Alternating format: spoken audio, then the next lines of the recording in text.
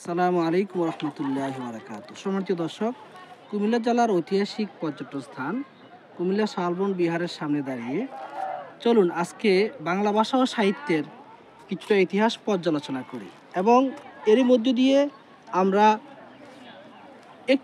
ইতিহাসের একটি রূঢ় বাস্তবতা, একটি গোপনীয় অধ্যায় সম্পর্কেও জানব ইনশাআল্লাহ। সম্মানিত সুধী, বাংলার প্রাচীন ইতিহাস হাজার বছরের পুরনো।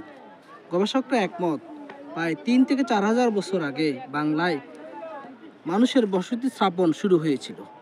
ইতিহাসের ধারাবাহিকতায় আমরা সর্বপ্রথম যে রাজবংশের কথা আমরা জানতে পারি, তারা হচ্ছে মৌর্য বংশ, এরপরে হচ্ছে গুপ্ত বংশ, এরপরে হচ্ছে পাল বংশ।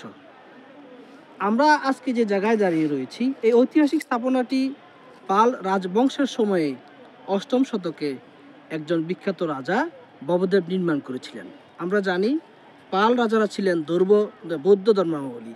পাল রাজাদের মধ্যে একজন বিখ্যাত শাসকের নাম হচ্ছে ধর্মপাল, যিনি তার শাসনামলে এই পুরো বাংলার বিভিন্ন জায়গা জুড়ে অসংখ্য এরকম বৌদ্ধ মন্দির বা বৌদ্ধদের বিহার প্রতিষ্ঠা করেছিলেন।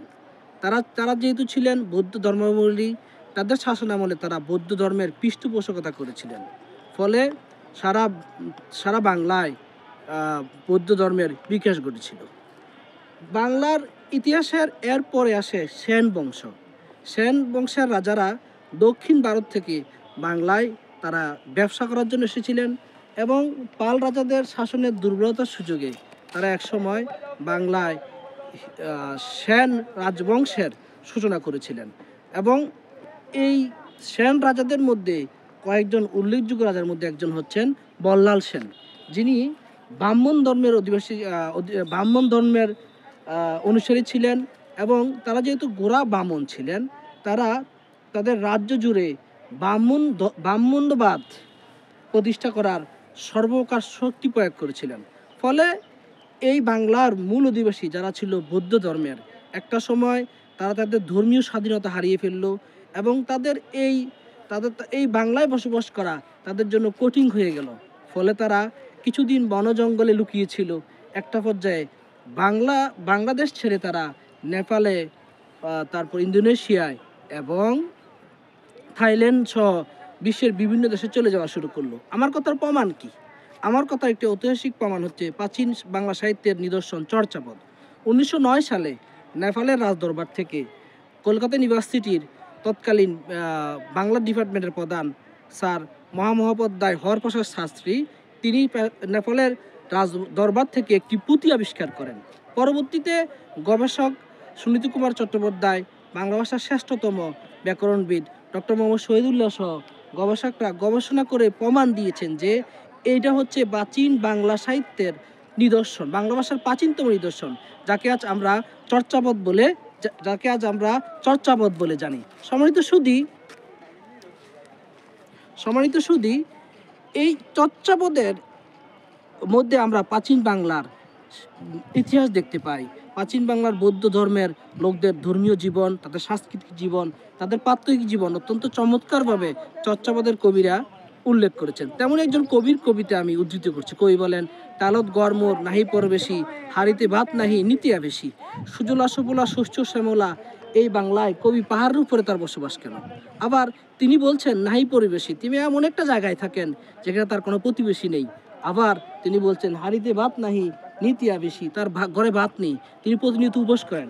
সময় তো শুধু এই বাংলা মধ্যযুগে যেটা ছিল ধন সম্পদে পরিপূর্ণ, যে বাংলা সারা বিশ্বের কাছে ছিল বিস্ময়, সেখানে কবি উপস্থিত থাকেন কেন? কারণ তৎকালীন শাসক গোষ্ঠীর অত্যাচারিত হয়ে তিনি কোনো এক গোপন জায়গায় চলে গিয়েছিলেন। ফলে তার ঘরের মধ্যে সেই প্রাচুর্যতা ছিল না, খাবারের আধিক্যতা ছিল না। এটাই ঘটেছিল তৎকালীন সংখ্যাগরিষ্ঠ বৌদ্ধদের। তারা এই দেশ ছেড়ে তারা নেপালে চলে গিয়েছিল। তখন তাদের সাথে বাংলা সাহিত্যের প্রাচীনতম নিদর্শনটাকেও তারা নেপালে নিয়ে চলে গিয়েছিল, যার কারণে আজ আমরা দেখতে পাই এই বাংলায় বৌদ্ধরা সংখ্যালঘিষ্ঠ, তারা সংখ্যায় খুবই কম। সেন বংশের রাজাদের সর্বশেষ রাজার নাম হচ্ছে লক্ষণ সেন। এই লক্ষণ সেনের রাজধানী নদিয়া আক্রমণ করেছিলেন বাংলার বীর, বাংলায় মুসলিম শাসনের সূচনাকারী ইখতিয়ার উদ্দিন মোহাম্মদ বিন বখতিয়ার খিলজি।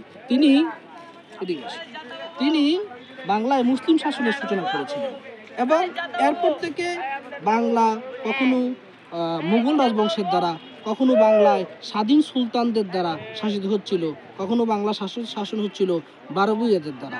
মুসলিম শাসনের এই দীর্ঘ পরিক্রমায় বাংলায় মুসলমান শাসকরা এক উদার রাষ্ট্রনীতি প্রয়োগ করেছিলেন। দেখা গেল ইতিহাসের এই বাঘ পরিক্রমা দেখতে পাই মুসলমানদের শাসনামলের সময়, মুসলিম শাসনামলের সময়, মুসলিম শাসকদের সময়, সুলতানদের শাসনামলে সুলতানদের উচ্চ পদে বিভিন্ন হিন্দুরা অনায়াসে চাকরি করছেন এবং হিন্দু ধর্মের পৃষ্ঠপোষকতা করেছিলেন মুসলমান শাসকগণ। তারা হিন্দু ধর্মগ্রন্থ রামায়ণকে বাংলা ভাষায় তারা অনুবাদ করতে হিন্দু সাহিত্যিকদেরকে তারা টাকা পয়সা দিয়েছিলেন, পৃষ্ঠপোষকতা করেছিলেন। এমনকি আমরা দেখতে পাই যে এই দীর্ঘ শাসনের সময়ের মধ্যে একজন হিন্দু একথা বলতে পারবে না যে তাদেরকে জোর করে তাদেরকে ইসলাম ধর্মে প্রবেশ করানো হয়েছিল। বরং এই বাংলা ইসলাম প্রচার তলোয়ার দিয়ে হয় নাই, বাংলা ইসলাম প্রচার হয়েছিল সুফিদের, মুসলমান পীর মাশায়েখ অলিয়া আউলিয়াদের তাদের প্রচারিত ইসলামের উদার নীতির প্রভাবে। সিলেটে শাহজালাল ইয়ামানী রাহেমাহুল্লাহ, রাজশাহীতে শাহ মাকদুম রাহেমাহুল্লাহ থেকে শুরু করে এই বাংলায় 360 জন আউলিয়া সহ অসংখ্য ওলামায়ে কেরাম বাংলায় এসেছেন। কখনো কখনো তারা স্থানীয় হিন্দু শাসকদের সাথে তাদেরকে যুদ্ধ অবতীর্ণ হতে হয়েছিল। এইভাবে ইসলামের সুমহান বাণী দেখে, ইসলামের বিশেষ করে বর্ণবাদের জাতাকলে পিষ্ট সাধারণ হিন্দুরা, যারা বামনদের কাছে যাদের জীবনের কোনো দাম ছিল না, ধর্মের নামে যারা প্রচণ্ড রূপে অধর্মের শিকার হয়েছিল, তারা তখন আস্তে আস্তে ইসলামের সুমহান বাণী দেখে ইসলাম ধর্ম তারা প্রবেশ করা শুরু করলো। সুতরাং আজকে আমরা যারা মুসলমান, আমরা ওই সকল কনভার্টেড মুসলিমের বংশধর যারা হিন্দু ধর্মের বর্ণাশ্রমের জাতাকলে পিষ্ট হয়ে ইসলাম ধর্ম গ্রহণ করেছিল। সম্মানিত সুধী, এই বাংলার এই শাসনামল পরবর্তীতে এদেশে ব্রিটিশরা এসেছিল। আমরা জানি ব্রিটিশরা 190 বছর ডিভাইডেড অ্যান্ড রুল পলিসি করে আমাদের শাসন করেছিল। এরপরে পাকিস্তান শাসনামল থেকে অদ্যাবধি বাংলায় আজ পর্যন্ত হিন্দু মুসলমানরা এক ঐতিহাসিক সম্প্রীতির বাঁধনে আবদ্ধ হয়ে রয়েছে।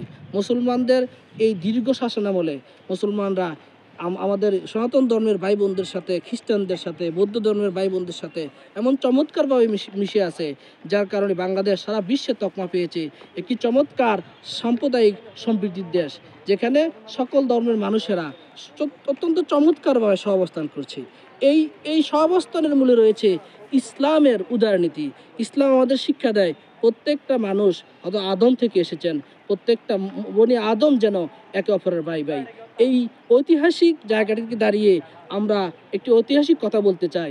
এই বাংলাদেশ কোনো ধর্মীয় বিভেদের জায়গা নয়, এই বাংলাদেশ কোনো ধর্মের নামে উচ্ছৃঙ্খলতা করার, ধর্মের নামে অপরের উপর আঘাত করার জায়গা নয়।